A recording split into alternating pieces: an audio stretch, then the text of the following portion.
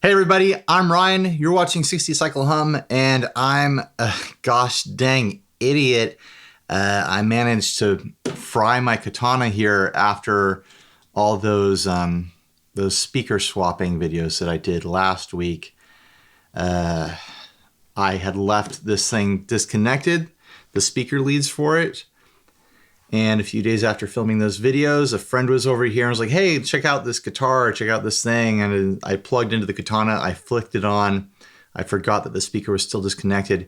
And I think the wires were touching as they were hanging loose behind the amp here. I heard a fizzy little staticky pop that I think came from something inside of the amp. At the time, I thought it was the speaker popping, which is impossible. I looked back there and realized what I had done. I said, don't worry about it. Let's try a different amp. I came back to look at this thing later and realized what I had done. I'd fried this amp. It still turns on. It powers on. All the lights come on, but there's no signal coming out of it. When I plug in a guitar or even sit there and try to thumb the end of the cable. After doing that, I still made the decision to return the Fender Champion 50 XL. I thought long and hard about it. I had a window to return it to Guitar Center. I didn't want to return it after Christmas because returns would be crazy there after Christmas. And I just decided that I prefer the Katana, even though I fried this one. I know.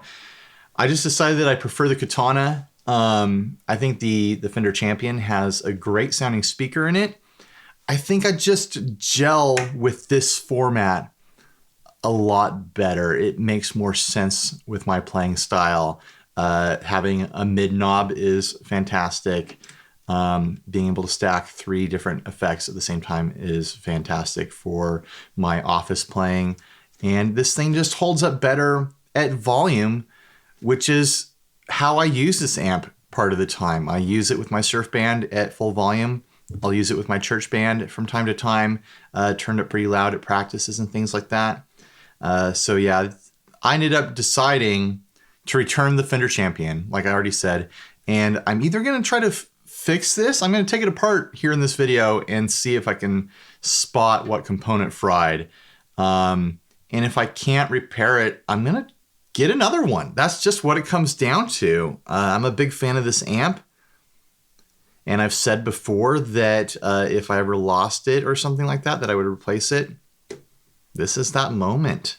I've, as far as I know, I've lost this thing to my own stupidity and incompetence. So anyways, let's get to it. As far as I can tell, there's 6 screws holding this thing together.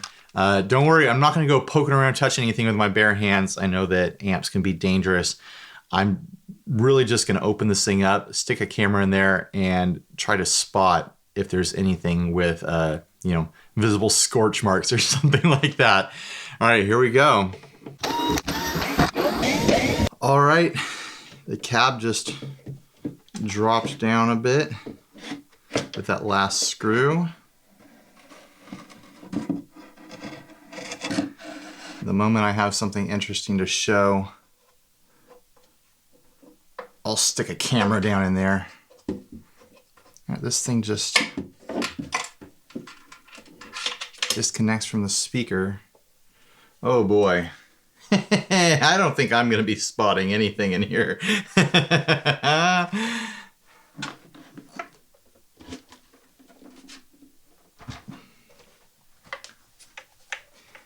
It is jam-packed with stuff. Wow. I've opened up other solid-state amps before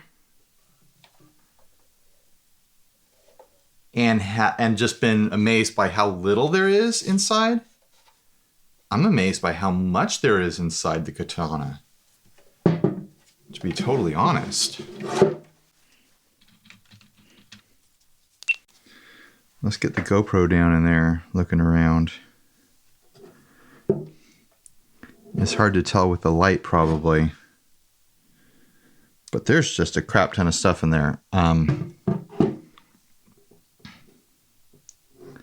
I guess to get at it, I'd have to take this back panel off here. I guess that's what I'm going to do right now to get a good shot of what's in there.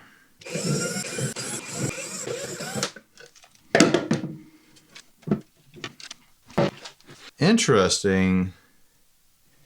This metal plate here serves some kind of electronic function. I have no idea what it does. Maybe it's a heat sink for whatever that is right there. Man, there's just a bunch of stuff in here though. There's zero possibility that I'll be able to identify the component that I fried in here unless it is painfully obvious. But no smoke came out or anything like that. I honestly doubt that there's any actual scored marks or charred marks or something like that. I mean, maybe someone from Boss or someone who's repaired one of these before can get to me. Oops, I dropped a screw. And they know exactly what component to look for.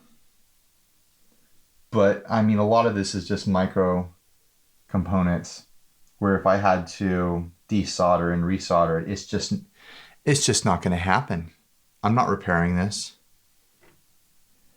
And I can follow the speaker wires here. And they go to a certain point on the board. Maybe I'll take a close look at that area for a moment. Yeah, I got nothing. There's no way I'm going to repair this thing with my own, wits and abilities.